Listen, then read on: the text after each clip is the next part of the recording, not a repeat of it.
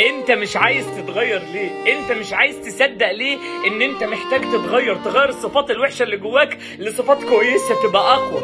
تخيل مرات فرعون اعظم طاغيه اتغيرت، وابن سيدنا نوح ابن اعظم داعيه ما اتغيرش. التغيير ده لازم يبقى من جواك.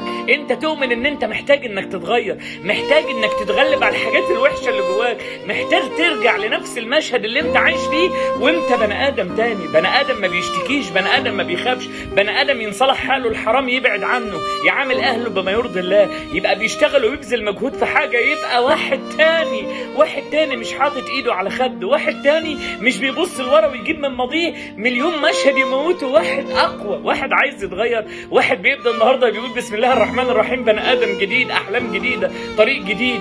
هوجع كل حاجه في الدنيا وجعتني، هوجعها لمجرد بس ان هم يشوفوني اقوى، يشوفوني اجمد، يشوفوني ما عدتش بتوجع. انت لازم تؤمن ان التغيير اللي في حياتك هيبقى نابع من قلبك، من انك تبقى شايف وعارف ان انت محتاج كده. ارجوك ابدا، لانه طول ما انت واقف مكانك المشهد بقى للأسوأ.